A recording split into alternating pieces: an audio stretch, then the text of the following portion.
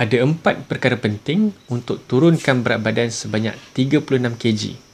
Dan kalau anda tahu ni, tak susah pun nak turunkan berat badan sebenarnya.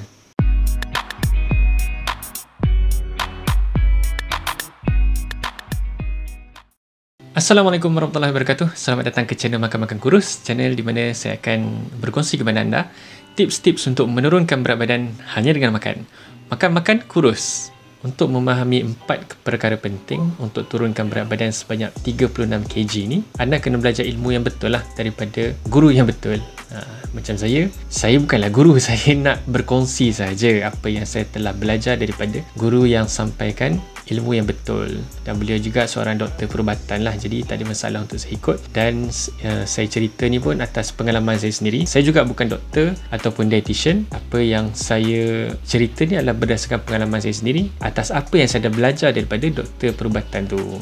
Dan nak memahami 4 perkara ni, bagi saya lah nombor 3 yang paling penting. Jadi anda kena tengok sampai habis. Yang pertama adalah mindset. Jadi anda kena jaga mindset anda. Saya bukanlah nak cerita pasal macam pakar motivasi tu nak kena jaga mindset apa semua tu. Saya nak cerita ni dari segi pemakanan. Jadi kita kena jaga mindset kita, kita kena update mindset kita, kita kena belajar ilmu yang baru. Yang mana ilmu tu adalah ilmu yang berdasarkan kajian saintifik yang terkini. Kita dah tak boleh dah dengar cakap-cakap orang, cara nak kurus kena bersenam, kena kira kalori apa semua. Boleh lah, tapi kebanyakan orang saya tengok dekat social media tak bertahan lama.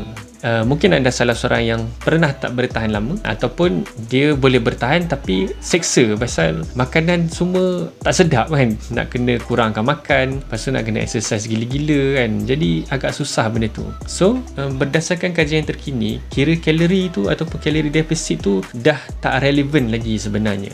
Kenapa? Sebab pembakaran lemak boleh berlaku semasa kita mengurangkan kalori makanan. Tapi yang kita tak tahu untuk jangka masa panjang adalah bila kita kurangkan kalori makan, badan kita akan detect seolah-olah kita tak cukup tenaga pasal kita tak cukup kalori. Bila tak cukup kalori ni, badan kita akan automatic slow down dia punya metabolism kita. Jadi kita akan lambat kurus.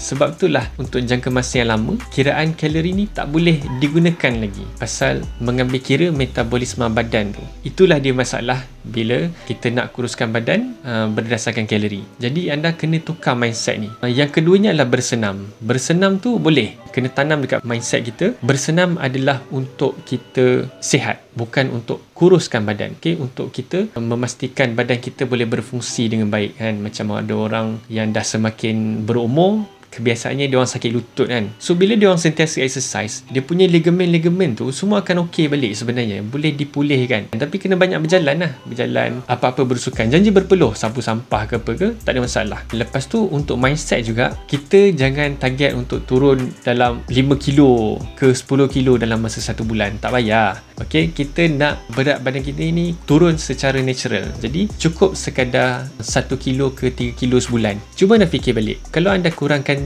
2 kilo lah kan, kita ambil 2 kilogram je sebulan, setahun 12 bulan dah hilang 24 kilo kan. Tak banyak tu? Banyak lah kan. Tapi dalam masa kita nak turunkan berat badan kita 24 kilo tu, kita boleh makan dengan sedap. Makanlah nak makan apa yang sedap kalau kita tahu ilmu yang betul. Dan selepas kita capai berat badan kita tu, berat kita nak naik balik dah susah. Memang kita boleh dapatkan berat badan kita tu secara konsisten kan. Kalau kita dapat turun graf macam tu kan, dia akan sentiasa mendatar. Dia nak naik balik tu dah susah dah kalau kita belajar ilmu yang betul.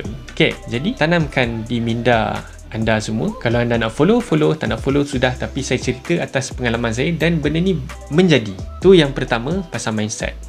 Perkara yang kedua adalah anda kena tinggalkan makanan proses. Sebab makanan proses ni adalah makanan yang kira barulah. Zaman dulu mana ada makanan proses kan. Dan zaman dulu tak ada banyak penyakit. Zaman sekarang ni terlalu banyak makanan proses. Contoh makanan proses adalah yang pertama sekali adalah gula pasir. Gula pasir tu adalah berasal daripada pokok tebu. Asalnya pokok tebu tu kalau kita minum air tebu contohnya kan, air tebu kita minum tak ada masalah. Janganlah campur air tebu tu dengan gula kan. Kalau campur air tebu tu dengan gula kan, memang samalah kesan dia, memudaratkan kesihatan juga. Kalau air tebu kita minum saja, tebu yang kadang kita kecil-kecil kita kunyah kan, yang tu okey. Dia masih ada vitamin, dia masih ada mineral apa semua. Jadi untuk kita consume air tebu tak ada masalah. Tapi pokok tebu yang dah dimasukkan dalam kilang, diproses melalui proses pemanasan, lepas tu ditukar pula menjadi serbuk macam tu kan.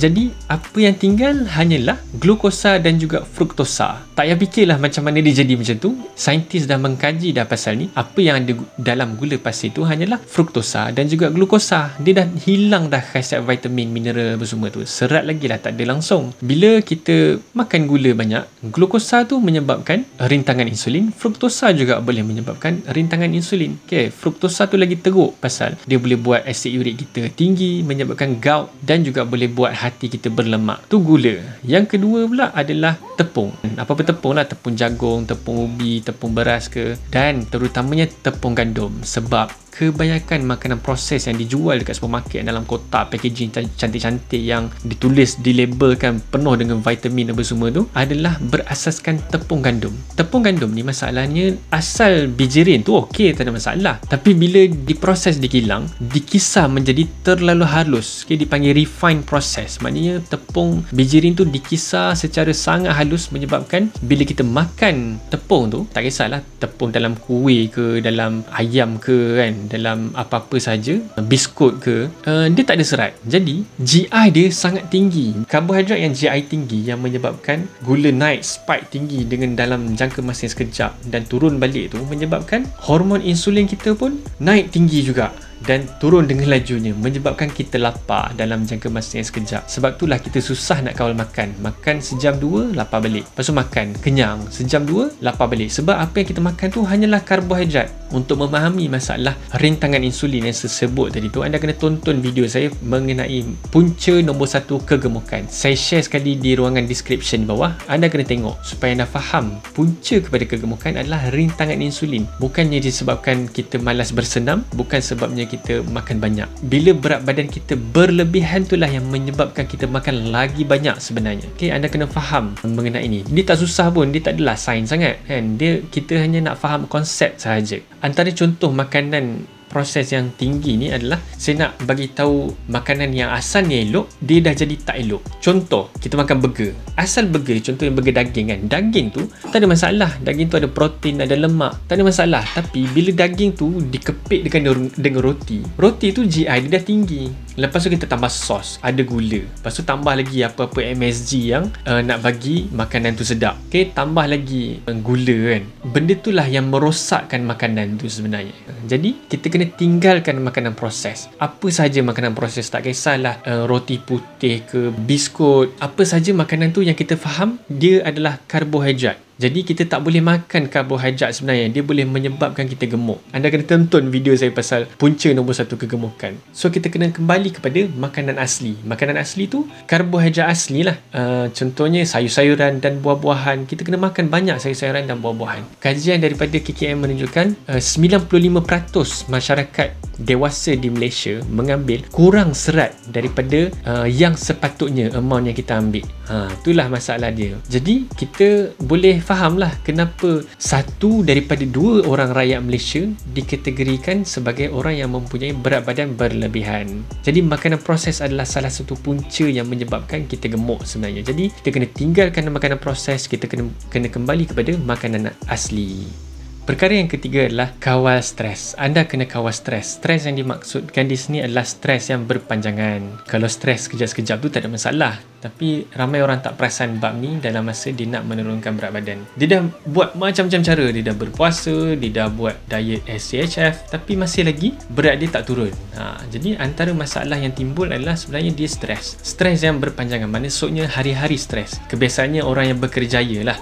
Kebiasaannya. Jadi apa yang berlaku adalah, contohnya anda pergi kerja, balik kerja dah stres menghadap jam kan. Lepas tu pergi kerja mungkin anda stres dengan bos ke, dengan pekerja ke, dengan supplier ke, menyebabkan anda stres kan. Anda tahu masa bila anda stres. Lepas tu balik rumah mungkin anak-anak gaduh ke, gaduh dengan bini kan. Benda tu biasalah. Tapi anda nak tahu anda tengah stres adalah jantung kita berdegup lebih kencang daripada biasa kan. Macam duduk. Walaupun kita duduk diam, kita macam kita geram kan. Kita macam tapi dekat hati, dekat jantung ni duk. So itulah stres. Dan cerita adalah stres yang berpanjangan, yang hari-hari. Anda tak boleh stres hari-hari. Bila stres ni dia akan mengeluarkan dikeluarkan satu hormon, nama dia hormon kortisol. Hormon kortisol ni akan menyebabkan banyak lagi gangguan kepada hormon-hormon lain. Salah satunya dia akan hantar signal kepada hati kita untuk mengeluarkan lebihan tenaga, dan tenaga tu dikeluarkan dalam bentuk glukosa. Jadi ingat, bila keluar glukosa menyebabkan hormon insulin juga keluar daripada organ pankreas kita, menyebabkan kalau kita ada masalah rintangan insulin, glukosa tu semua disumbat di dalam sel lemak. Nampak tak? Bila kita stres hari-hari, maknanya hari-hari jugalah walaupun kita dah kurang makanan berkarbohidrat yang akan bertukar menjadi glukosa, tapi hati kita still mengeluarkan glukosa tu dan masuk ke dalam darah kita, menyebabkan kita susah nak kurus. Jadi nampak tak? So, anda kena kawal stres kan? Anda kalau rasa macam tengah stres kan, anda ingat balik, aku tengah nak kurus ni kan, bahaya ni kan, istighfar, astaghfirullahalazim kan. Kita kena bawa bersabar kan. Lepas tu kita buat aktiviti-aktiviti yang boleh mengurangkan stres kita kan. Buatlah aktiviti-aktiviti, bermain dengan anak-anak ke,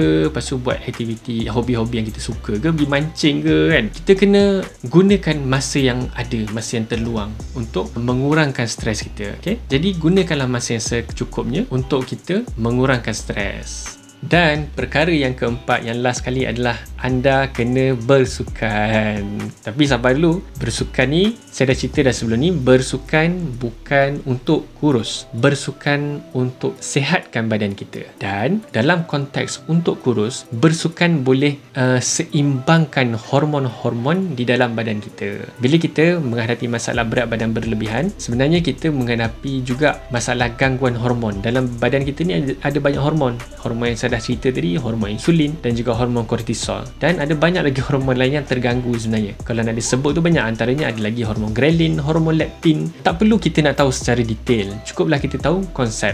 Bersenam boleh seimbangkan hormon kita. Okay? Kena ingat benda tu. Jadi kita boleh bersukan, kita boleh bersenam, tapi sekadar berpeluh dah cukup, tak ada masalah. Kita boleh berkebun, kita boleh sapu sampah, naik tangga, turun tangga ke kan, kita boleh skipping. Janji badan kita berpeluh, kita akan stable kita punya metabolisme badan. Ada banyak faktor-faktor kesihatan yang boleh kita dapat daripada bersenam, tapi bukannya semata-mata bertujuan untuk kurus. Okay? Kita kena betulkan fahaman kita tu. Semuanya dah ada, saintis semua dah kaji dah. Anda rajin tak rajin je nak kaji sendiri benda ni kan. Saya Alhamdulillah dapat rezeki jumpa dengan doktor perubatan yang memang pakar dalam bidang pemakanan, iaitu Dr. Norman Norawi. Selain daripada tu, saya rujuk juga di peringkat international tu ada juga Dr. Eric Berg dan juga Dr. Jason Fung. Jadi kita boleh rujuk doktor-doktor yang memang tahu pasal pemakanan. Bila doktor tu tahu pasal pemakanan, dia tahu macam mana nak merawat pesakit dia hanya dengan makan. Jadi macam saya berjaya kuruskan badan saya hanya dengan makan. Hari-hari pun saya boleh makan sampai kenyang. Hari-hari pun saya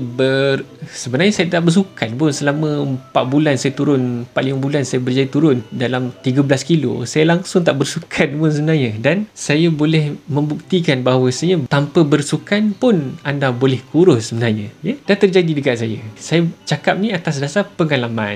Dan kalau anda ada berat badan yang sangat berlebihan, anda pun takut kan, kalau nak bersukan tu takut injured kan. Jadi anda jangan risau, tak apa, makan je. Anda dengan makan anda pun boleh kurus, tak ada masalah. Jangan bimbang. Okay? Jadi bersukanlah untuk sihatkan badan, jangan bersukan untuk kurus.